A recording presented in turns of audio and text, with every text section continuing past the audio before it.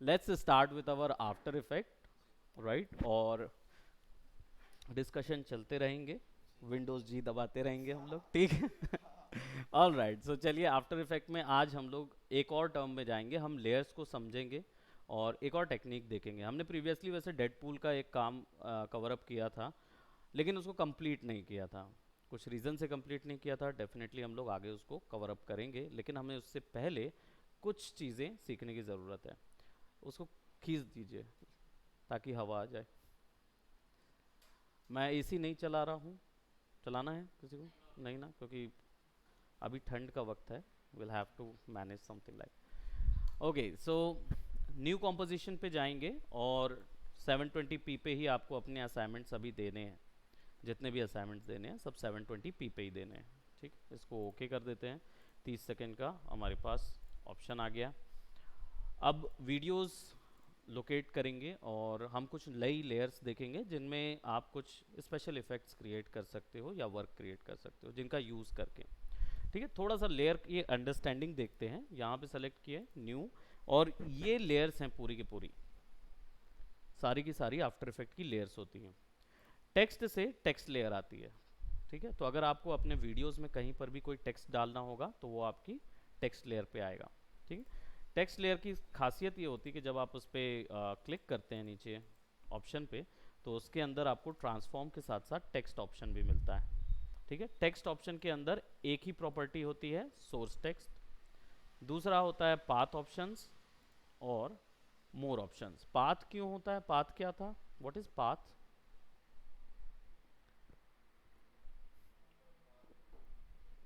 कहीं ना कहीं तो सुने होंगे फोटोशॉप में। हाँ, तो वही है। देखो, शब्दशाह क्या बोलते हैं इसको, पाथ को? What is in Hindi, what do you call a path? पथ, है ना? Agnipath, Agnipath, Agnipath. It's a way, right? It's a road map, right? So designs में पाथ क्या होता है? इट्स अ स्ट्रक्चर जिसके ऊपर में आउटलाइन भी आती है, अंदर में फिल आता है। It's an element of a vector graphic. जब आप पेन टूल से कोई ग्राफिक तैयार करते हैं तो उसके अंदर के जो कलर को बोलते हैं फिल, आउटलाइन जो उसके स्ट्रोक का कलर होता है उसको, और जो डिज़ाइन होता है यानी जो ब्लू कलर का वे होता है जिसको आप एंकर पॉइंट से मूव कराते हैं ताकि वो रीमॉडिफाई हो सके, है ना? जो मॉडिफाई होता है उस वे को बोला जाता है पाथ। अब टेक्स्ट के अंदर पाथ क्यों होता है? क्योंकि टेक्स्ट वेक्टर होता है, रास्टर नहीं होता है, ठीक है? तभी आप उसको रीस्केल कर पाते हो आसानी से।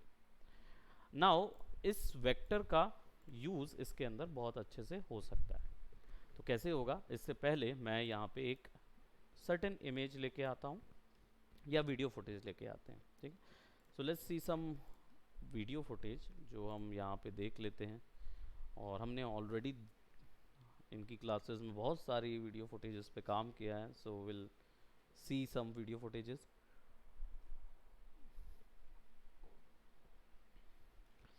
एंड लेट मी सी कि कुछ ऐसे जो स्टिल्स हों बट स्टिल मूविंग हो, यानी कि कैमरा जो है वो उसमें ट्रैक नहीं हो रहा हो लेकिन है वो वीडियो। स्टिल वीडियोस जो होते हैं ना, वैसा टाइप का। हाँ, जैसे कुछ इस प्रकार के वीडियोस होते हैं, right? These are still videos. तो इस वीडियो को ले लेते हैं, let's bring it inside of our after effect which is not quite interesting. इतना अच्छा वीडियो नहीं है वो, क्योंकि उसमें कुछ प्रॉब्लम्स हैं। जब वीडियो लेयर को हम यहाँ ले आते हैं और alt control F to fit to comp, है ना? नाउ वी शॉर्टकट है हमारे मूव टूल को, और फिट टू कॉम के लिए ऑल्ट कंट्रोल एफ यूज़ करते हैं ताकि जो वीडियो है वो बिल्कुल श्रिंक होके आपके एग्जैक्ट पोजीशन पे आ जाए।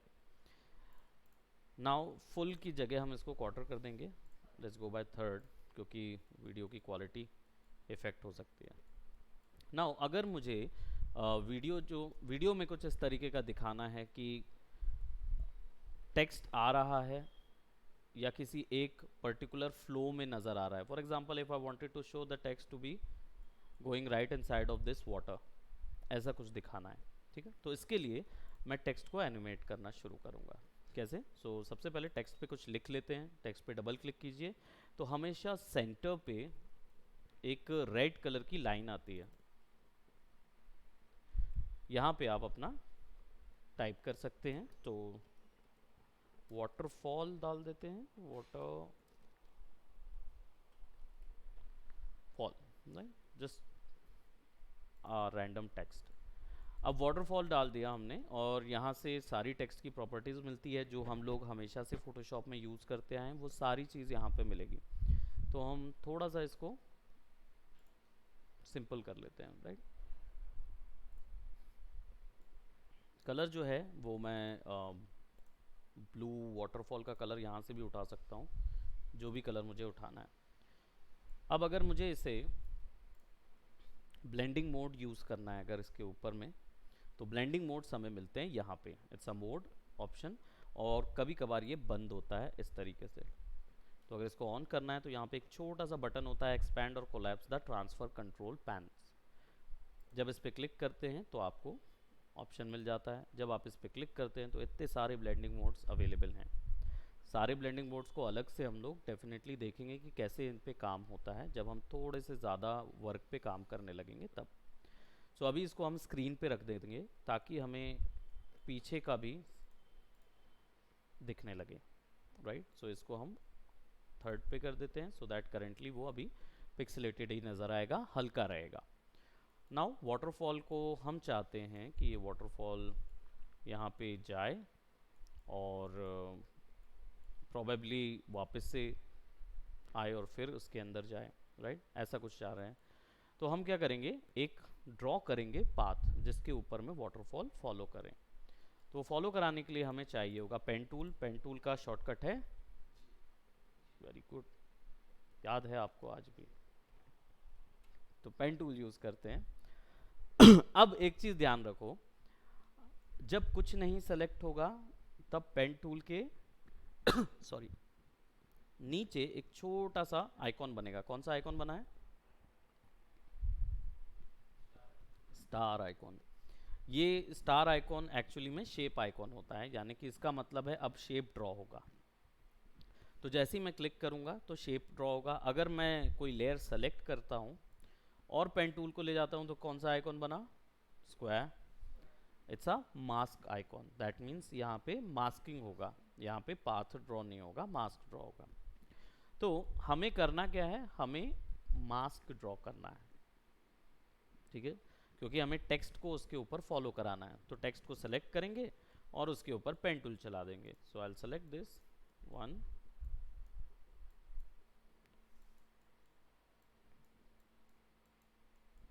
स्क्रीन के बाहर चला जाए टेक्स्ट,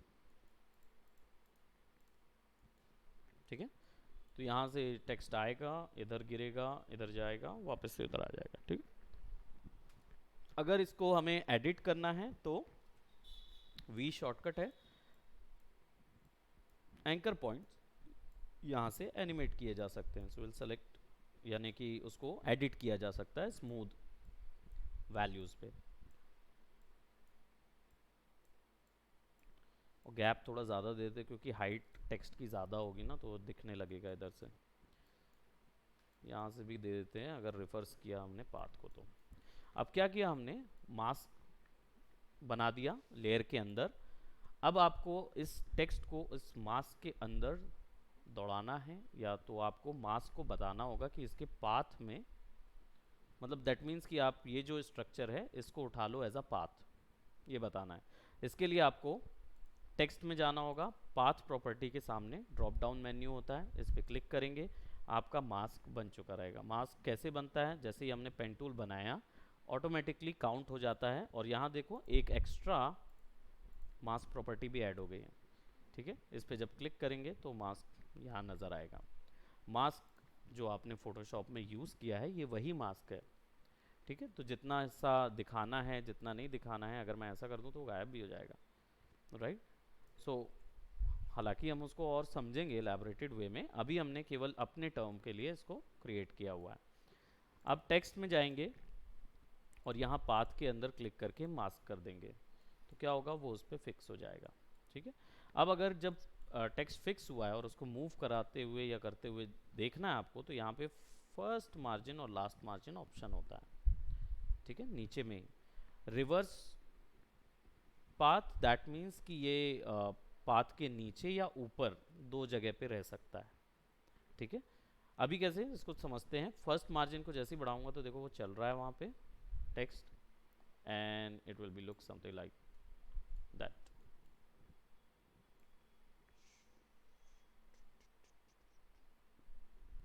राइट, वो मूव कराएगा वो।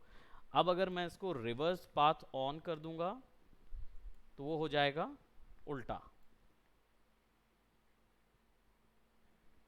पाथ के उस तरफ आ जाएगा और उल्टा चलना शुरू हो जाएगा।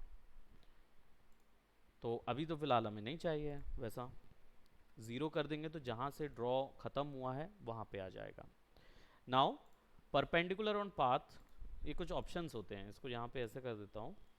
और परपेंडिकुलर ऑन पाथ जो है वो एक्चुअल में, if you want something like, वो डिस्कवरी वाला आता था ना, ऐसा डिस्कवरी में क्या होता था, पानी में ऐसे ही फॉल आउट होता हो, तो वो डायरेक्ट बाहर निकल के नहीं फॉल होते थे, वो स्ट्रेट रहते थे। तो अगर आपको स्ट्रेट चाहिए हैं,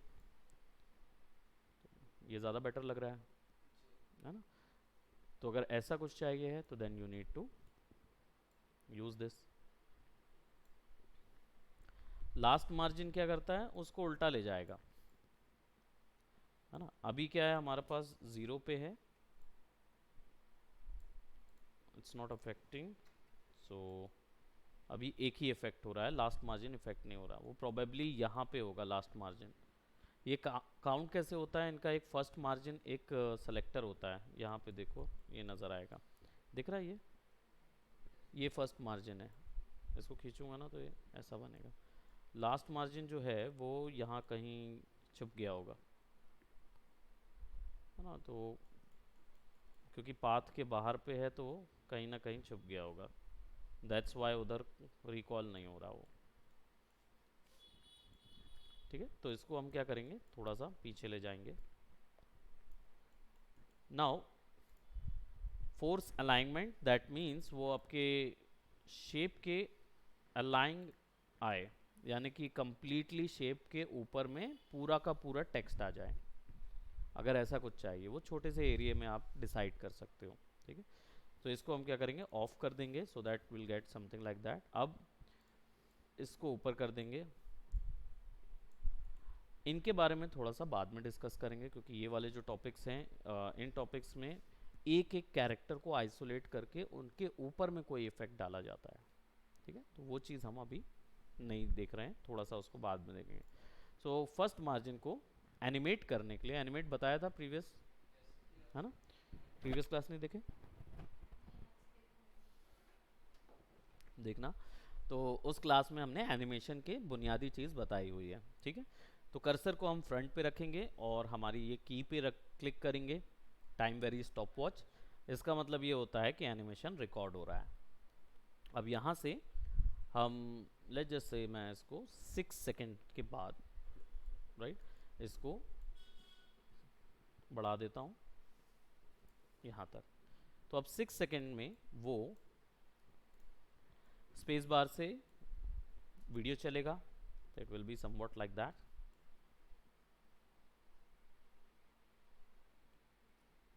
ठीक है। अब 6 सेकेंड में यहाँ से यहाँ तक आ जाएगा। और आप अगर इसको एज अ लूप देना चाहते हैं तो आपको सिंपली ये करना होगा कि आप 18 सेकेंड तक ये यहाँ से वापस इस पॉइंट पे आ जाए, तो आप बस इस फर्स्ट की फ्रेम को सेलेक्ट करके कॉपी कर देंगे। क्यों, क्योंकि यहीं पे फर्स्ट वैल्यू स्टोर है, तो आप इसको कंट्रोल सी कंट्रोल वी कर दीजिए।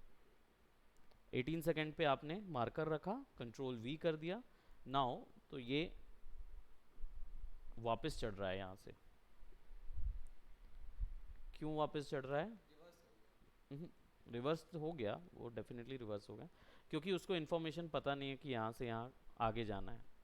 क्यों नहीं पता है, सिंपल सी बात है, फर्स्ट मार्जिन फर्स्ट की फ्रेम पे 400 पे था, राइट, और जब यहाँ पे आ गया तो उसकी मार्जिन की वैल्यू कितनी थी, 1942, दैट मीन्स 1000, मतलब 2000 लगभग था।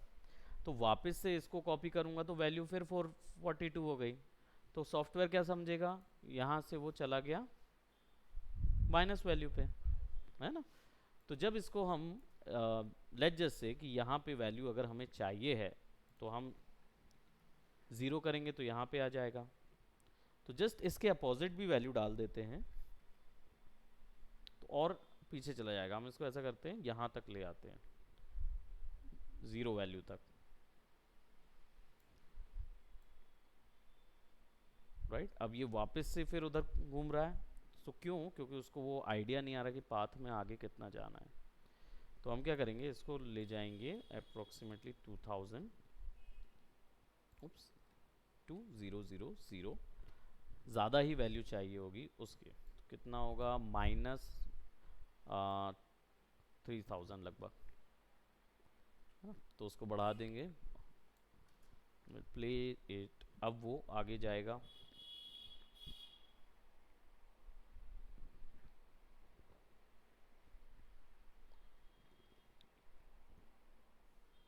दिखाई नहीं देगा, क्यों नहीं दिखाई देगा, क्योंकि वो ऊपर आके खड़े हो जाएगा ना इधर नहीं है। तो अभी हम नीचे फिर से लाना पड़ेगा, तो इस की फ्रेम को कॉपी करेंगे और इसको 2 सेकेंड पे कंट्रोल वी, अब वो घूमेगा। अब देखो ये वापस आ रहा है ना, तो will have to go by again, इसके बाद से फिर उतना ही माइनस ऐड करना होगा उसमें। एनिमेशन में थोड़ा सा मैथ्स होता है, तो उसके बाद फिर से हमें ये वैल्यू जो है ना वापस से ऐड करनी पड़ेगी उसके ऊपर में, तभी आएगा उधर वापस।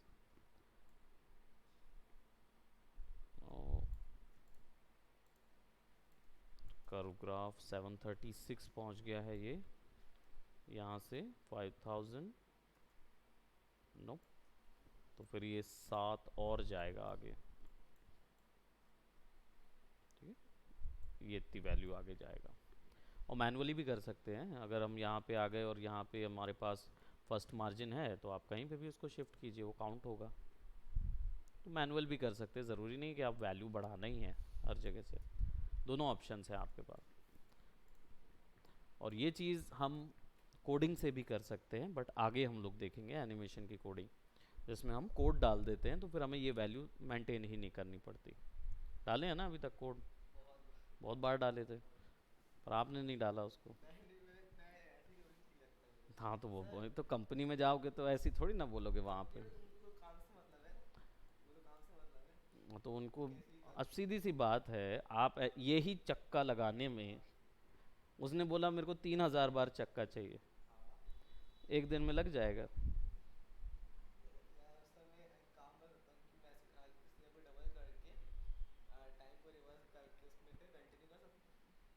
करिए, 3000 बार करना है, कैसे करेंगे? 3 घंटे की जो मूवी होती है उसको बनने में 6 महीने क्यों लगते हैं, मतलब एडिटिंग होने में 6 महीने साल भर क्यों लगता है? परफेक्शन के लिए, रोटो के लिए, जो कि आपने कभी नहीं किया। बेसिकली इसमें यह होता है कि अगर आपको ऐसा काम, मान लीजिए ये रोटेट ही कराना है, अभी ये मैनुअल एनिमेशन है, यहाँ फिर आगे वो रुक ही जाएगा, वापस से इसको ले जाके वहाँ कॉपी करना पड़ेगा पूरी चीज़ को, फिर वही वैल्यू का दिक्कत होगा, आगे पीछे मेंटेन करना पड़ेगा। ऐसी सिचुएशन में हम क्या करते हैं, हम प्रोसीजरल कोड मार देते हैं कि हर टाइम इतनी वैल्यू बढ़ती जाए, तो वो बढ़ती जाएगी। अब वो कितना भी बड़ा वीडियो कर लीजिए, वो बढ़ बढ़ के जाती जाए, हमें क्या लेने दें उससे, है ना। वही काम आप कॉपी कर करके करेंगे, है कि नहीं? आप बिल्कुल वैसा करिए, सामने वाला है वो बोलेगा आपको कि आपकी सैलरी में करता हूँ कट, क्योंकि वही सीधी सी बात है, आप जहाँ व्यक्ति 2 घंटा ले रहा है काम करने के लिए, आप वहाँ पे 20 घंटा ले रहे हैं मैनुअल करने के लिए, है ना। वही बोलते हैं ना, पढ़ाई जरूरी, यूट्यूब से नहीं होगा। तो वाटरफॉल हमने किया, ये वाटरफॉल आ रहा है वहाँ पे, इसकी स्पीड तेज़ करना है फॉल की, टेक्स्ट की, तो की फ्रेम्स पास कर दीजिए। की फ्रेम्स को पास करने के लिए क्लिक करके ड्रैग करिए सारे की फ्रेम्स को, और या केवल यहाँ से यहाँ तक का ही बस तेज़ करना है, तो की फ्रेम्स को बस ड्रैग कर दीजिए पास में। तो अब क्या होगा, वो 2 सेकंड में वही चीज़ हो रही होगी, है ना, जो यहाँ पे धीरे धीरे, हाँ नहीं आए, ये ठीक है, आप अपना कर लीजिए, फिर मैं आता हूँ। मंडे को करोगे, चलो ठीक है, नहीं मुझे तो डिस्कशन करना है। Okay, bye bye, take care. तो यहाँ स्लो हो रहा है और यहाँ पे तेज हो रहा है। बॉटल गिर गई, भरी नहीं थी क्या, चलिए, है ना, तो यहाँ पे तेज हो गया, यहाँ कम हो गया।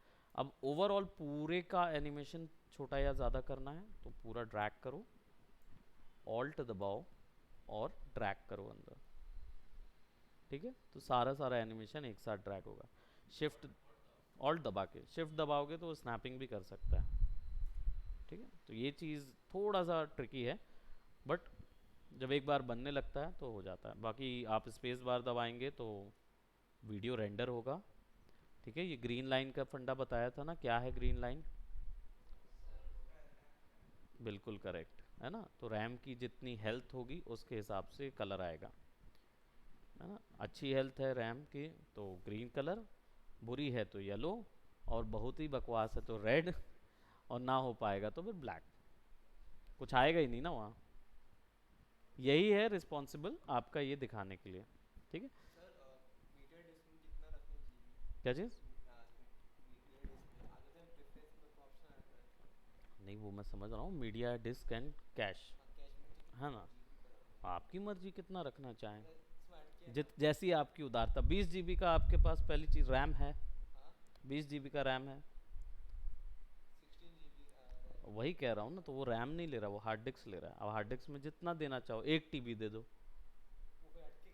नहीं अटकेगा, वो 1 TB भर देगा आपका टैम्प मेमोरी से। ये रैम हॉगिंग या मेमोरी हॉगिंग सॉफ्टवेयर्स हैं, बहुत हैवी हैं, ठीक है, तो ये आपके सॉफ्टवेयर्स में अगर ऐसे बंद करके भी आप, मतलब ऐसे ही चालू करके भी रख देंगे तो ही हैवी कर देंगे कंप्यूटर को, है ना। तो इसमें बस ये है, ओपन कीजिए, काम कीजिए, बंद कीजिए, या टेम्प्रेरी टाइम पे इनकी मेमोरी क्लियर अप कीजिए, ठीक है। तो हमने क्या किया, अभी पाथ में इसको फिक्स किया।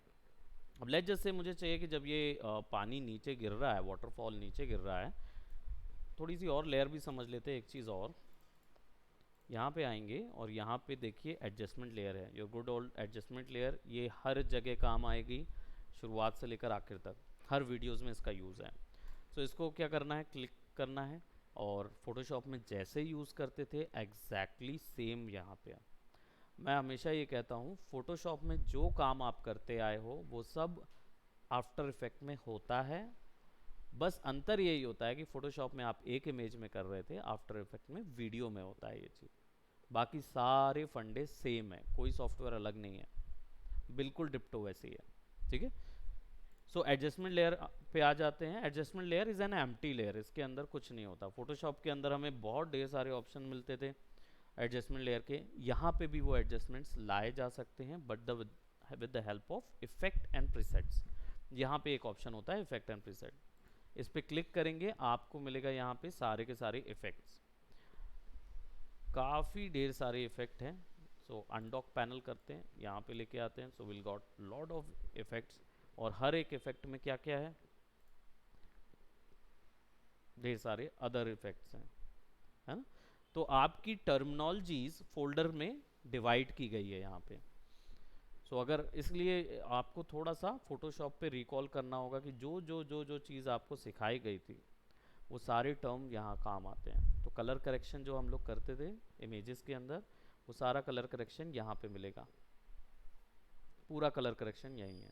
सो आप जब इस पर क्लिक करोगे so you will got all the effects जो कि वहाँ मिलते थे, और उससे ज़्यादा कुछ यहाँ पे अवेलेबल है, ठीक।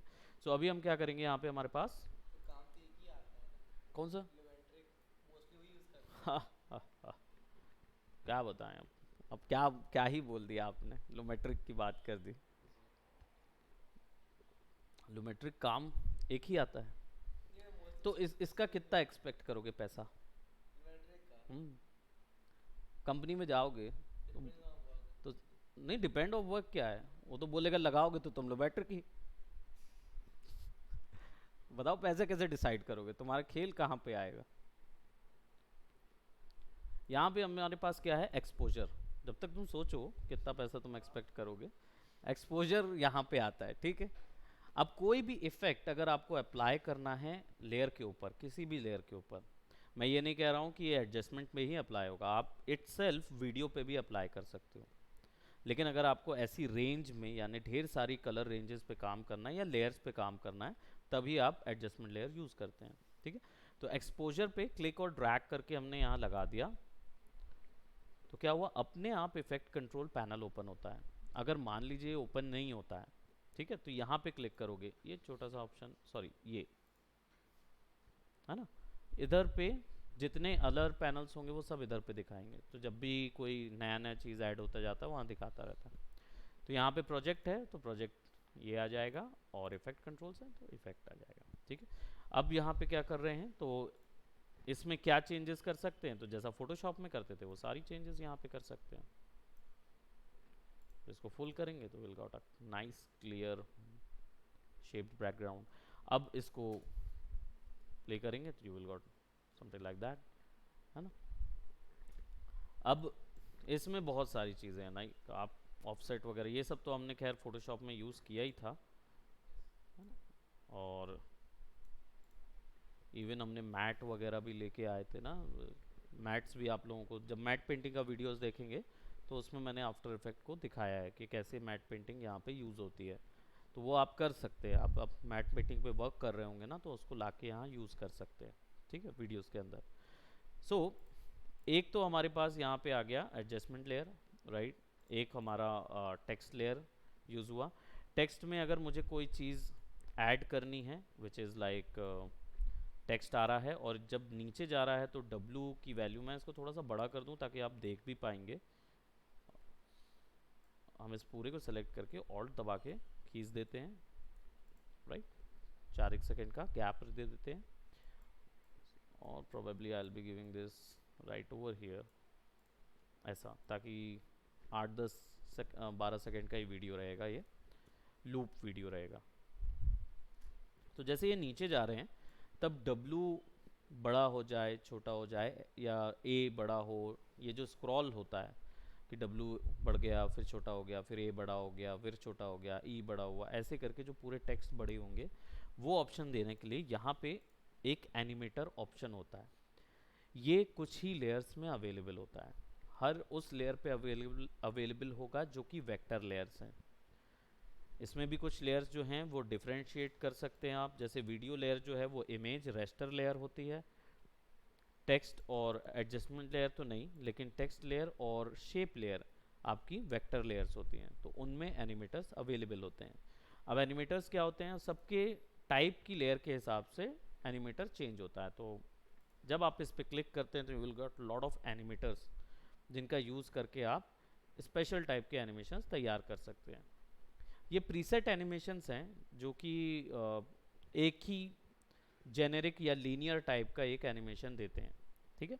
तो सबसे पहले उसी में प्रैक्टिस करना है। तो स्केल पे जाएंगे, यहाँ पे देखो आपके पास एंकर पॉइंट है, पोजीशन है, स्केल है, स्क्यू है, रोटेशन है, ओपेसिटी है, ये सारी वैल्यूज़ हमको यहाँ पे भी मिलती हैं, है ना।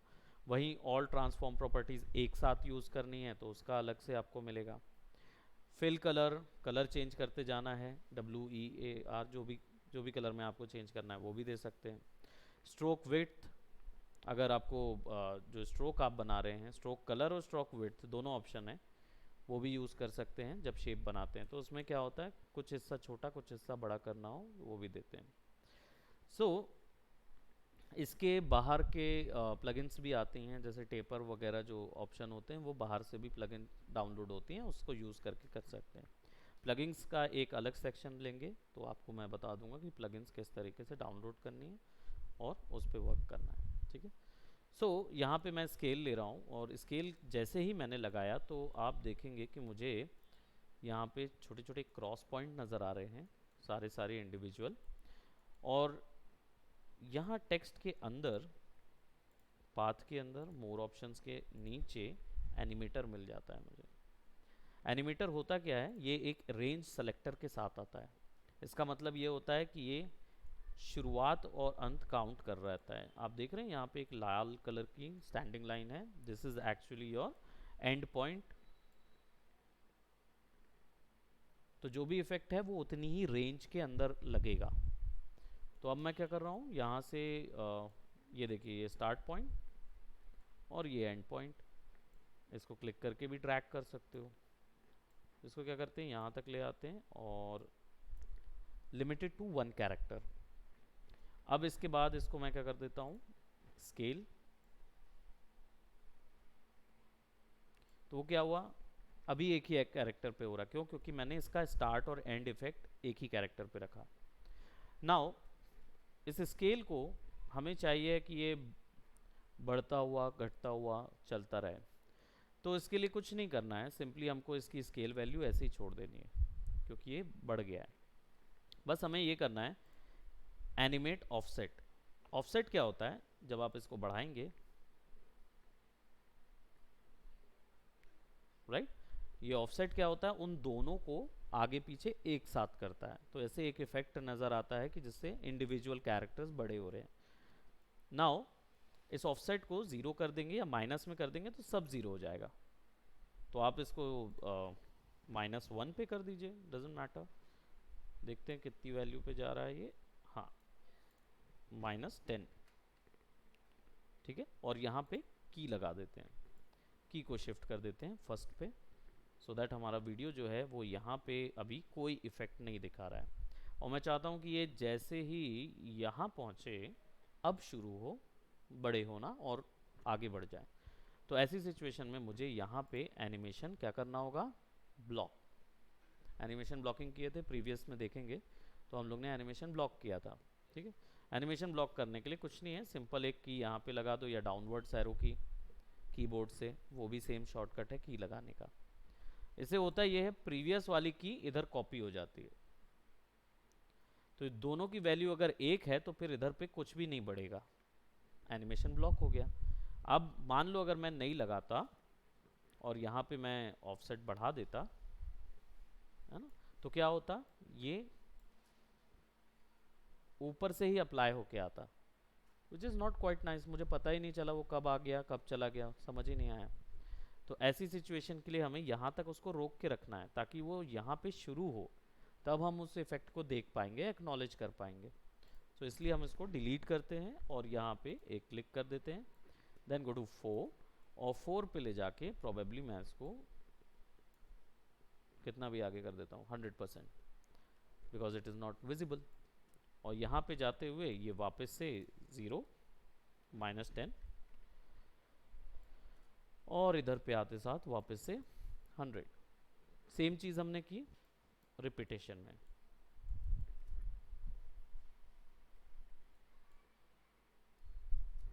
अब यहाँ पे क्या हो रहा है, ऑफसेट जो है वो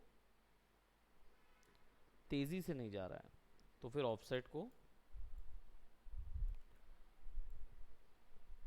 इतना कर देंगे, राइट। अब वो तेजी से, बस ये है कि स्केल की वैल्यू मैं बाद में थोड़ा सा और बढ़ा सकता हूँ, इतना कि वो थोड़ा ज़्यादा बड़ा हो गया वो, क्योंकि ए और एल की वैल्यू बहुत ज़्यादा है ना।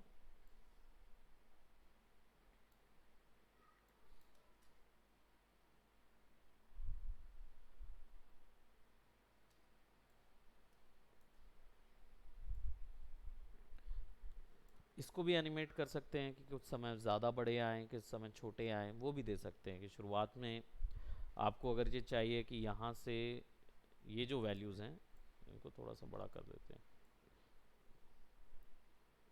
अब ठीक से नज़र आएगा। तो यहाँ पे ये वैल्यूज़ कम नज़र आए, स्केल जो है वो छोटा नज़र आए, तो स्केल को एनिमेट कर देंगे। क्लिक किया, यहाँ पे स्केल कम हो जाए और यहाँ पे वापस से आई डोंट नो 200 करना हो 200 कर देते हैं, वापस से बढ़ा देते हैं। तो इट विल बी लाइक बड़ा साइज फिर छोटे छोटे साइज निकल जाएगा। सिमिलरली पूरी रेंज को कॉपी करना है, सेलेक्ट कीजिए कंट्रोल C, सेलेक्ट कीजिए कंट्रोल V, तो उस प्रॉपर्टी पे कॉपी हो जाएगा सारी चीज़, ठीक है। ये सेक्शन था बेसिक एनिमेशन का, जो कि टेक्स्ट के अंदर किया जा सकता है। नाउ टेक्स्ट जो है इसके अंदर एक और प्रॉपर्टी है जो कि आपकी सोर्स टेक्स्ट प्रॉपर्टी है। अब सोर्स टेक्स्ट प्रॉपर्टी में होता क्या है, जब आप इस पर क्लिक करते हैं तो ये बनता है एक ब्लॉक में, और नीचे आप देख रहे हैं डायमंड। डायमंड्स होते हैं मोशन ट्वीन। मोशन ट्वीन का मतलब क्या होता है, बताओ बताओ, तुम्हें बताना है motion tween. Tween, tween as in T W E double, I mean T W double E N, tween. Quite a mouthful. हाँ बताइए। टेक्स्ट के साथ नहीं किए तो कोई प्रॉब्लम नहीं, लेकिन एनिमेशन के साथ तो कुछ किए थे, वो भी नहीं किए। क्यों? क्योंकि हम लोग क्या कर रहे थे, क्रोमा, जहां मौका मिले क्रोमा कर रहे थे। 2 मिनट का काम।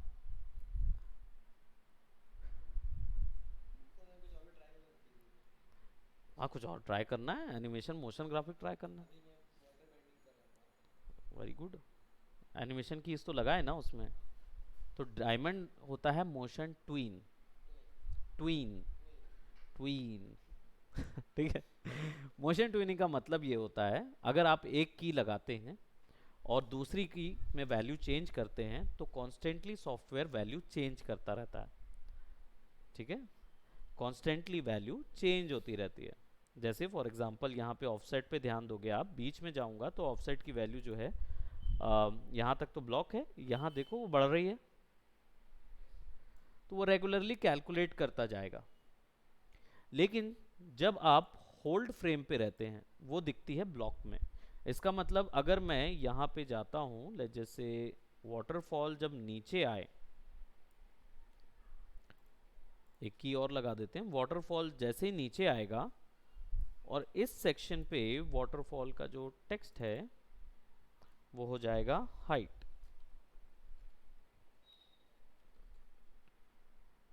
राइट, वट एवर आई था जो यू दबाना था, ठीक है, तो हाइट हो जाए। वाटरफॉल पे जैसे ही नीचे आए वहां पे वो हाइट हो जाए। तो ऊपर में वाटरफॉल, नीचे पे हाइट। थोड़ा सा इसको शिफ्ट कर देते हैं, काइंड ऑफ लाइक दिस।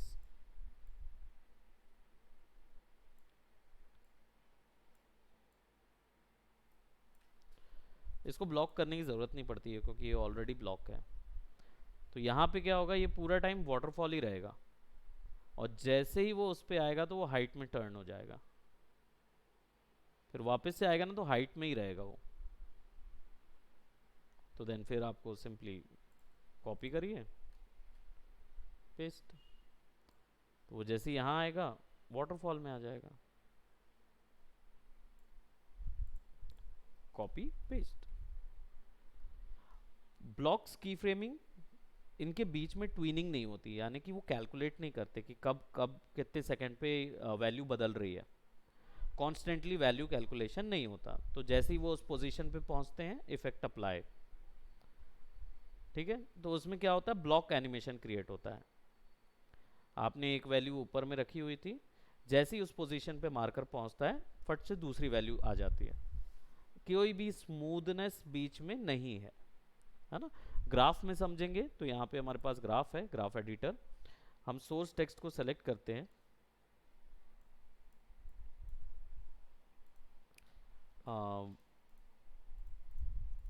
हमारी ये देखो, ऑफसेट वैल्यू में क्या है, दोनों के बीच में रिलेशन है, तभी वो ग्राफ के तौर पे समझ रहे हैं। तो जब एक पॉइंट से दूसरे पॉइंट पे या एक फ्रीक्वेंसी से दूसरी फ्रीक्वेंसी पे कोई वैल्यू बदलती है तो उनके बीच में चेंजेस ग्राफ से कैलकुलेट होते हैं।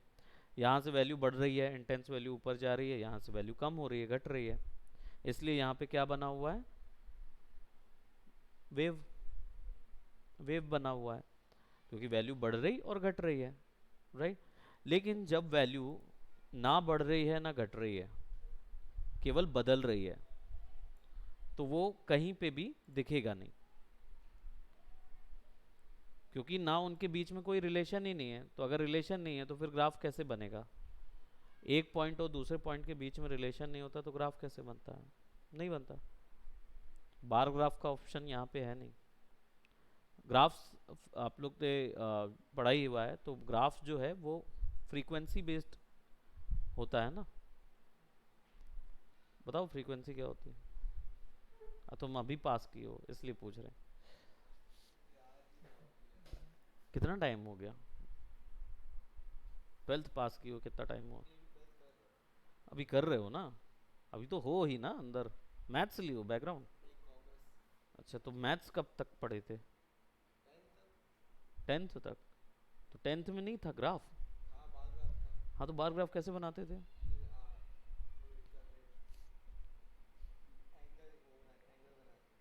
एंगल बनाते थे?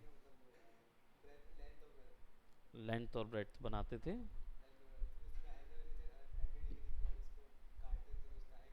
वो बहुत ही उम्दा ग्राफ आपने बनाया। मैं बहुत ही ज़्यादा आ, इसका एक हिंदी टर्म है, ढूंढ के आना शब्दकोश में, हतप्रद हो गया मैं। इसका क्या मतलब होता है? यही मतलब होता है जब आप ज्योमेट्री को ग्राफ में लेके आ जाते हैं। आता है, ज्योमेट्री ग्राफ में आता है, लेकिन इसका मतलब ऐसा नहीं होता है कि आप परपेंडिकुलर बना दिए हैं। और कैलकुलेट करने के लिए होता है ना ग्राफ तो। ग्राफ कैलकुलेशन के लिए होता है। कौन सी कैलकुलेशन के लिए होता है ग्राफ? बताओ। आप भी बताएंगे, आप भी बताएंगे, आप भी। ग्राफ कौन सी कैलकुलेशन के लिए होता है? As in why do we create a graph? First of a question. Statistics, statistics का मतलब? टर्म तो ले आए आप बीच में, लेकिन बताओ भी तो इसका मतलब क्या होता है? What is analysis of what?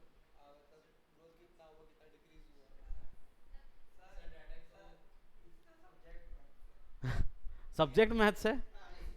अब तो फंस गए तुम। देखो, he was right on that कि एनालिसिस के लिए, बट वही चीज कैलकुलेशन होता है उसमें। तो कौन सी कैलकुलेशन होती है? स्टैटिस्टिक्स। स्टैटिस्टिक्स की कैलकुलेशन क्या होती है? तो कौन सा डाटा का एनालिसिस होता है? दैट मीन्स आप टर्म बताओ उसको कि। यूनिक्स का नहीं?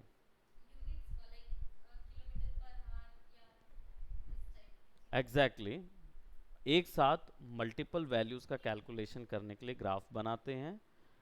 जो बार ग्राफ आप देखते आए हैं वो दो वैल्यूज के कैलकुलेशन के लिए होता है। स्टैटिस्टिक्स में आगे जाते हैं तो इंटीग्रेशन डिफरेंशिएशन आता है, उसमें तीन वैल्यूज या प्रोपोर्शनली चेंज होती हुई वैल्यूज को कैलकुलेट किया जाता है, जो कि साइन, कॉस, टैन। वाह, वाह मेरे दोस्त, यूट्यूब जिंदाबाद। अच्छा, तो तुमने ऐसे मैथ्स की किताब पढ़ी थी? तो जो 11वीं वाले से चोरी कर लिए थे? और 10th में आपके जो साइन, कॉस, टैन दिया हुआ है वो क्या थे? बिल्कुल। ठीक है।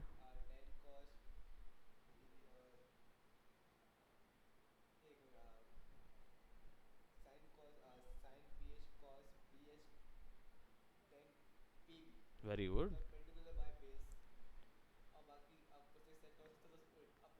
अपोजिट ही हो जाता था, है ना? ये वैल्यूज यहाँ पे बहुत ज़रूरी होती हैं। पहली चीज़, आपका भी मैथ्स था बैकग्राउंड? कॉमर्स प्लस मैथ्स था ना, तो ये आपको बहुत हेल्पफुल पड़ेगा। कोई बात नहीं, हम लोग 3D में जाएंगे ना, पढ़ा देंगे आपको। वो दिक्कत नहीं है। देखो क्या है कि ग्राफ जो है कॉन्स्टेंटली वैल्यू चेंज होती रहती है। जो नॉर्मल आप जो ग्राफ देखते हो, एक्स और वाई का जो ग्राफ बनता है, वो दो ही वैल्यू कैलकुलेशन के लिए होता है, राइट? किसी एक वैल्यू के रिलेशन पे दूसरी वैल्यू, जैसे आपने बताया था यूनिक्स वैल्यू, जिसमें किलोमीटर पर आर पे अगर कोई गाड़ी चल रही है तो फलाना जगह पे जाके किस में भिड़ेगी, कौन सी कितनी वैल्यू फ्रीक्वेंसी होगी, कि अगर ऊपर में ट्रेन चल रही है और कार आ रही है तो कैसे कूद के निकलेगी, अनलेस आप रोहित शेट्टी की पिक्चर बना रहे हो तो उसमें गाड़ी कूद के निकलती नहीं है, भिड़ जाती है, ठीक है, किक में निकल जाती है। तो अगर ऐसी सब वैल्यूज कैलकुलेट करना होता है तो ग्राफ बनता है। यहाँ पे भी एक्स और वाई वैल्यू ही होती है, ठीक है? तो एक्स और वाई वैल्यू जो है वो यहाँ से कैलकुलेट होती है। ये पूरा ग्राफ ही है, बस ये उल्टा ग्राफ होता है, माइनस वाई प्लस एक्स, ठीक है? ये वो वाला नहीं बनता जैसे हमने देखा हुआ है ना कंप्लीट ग्राफ में।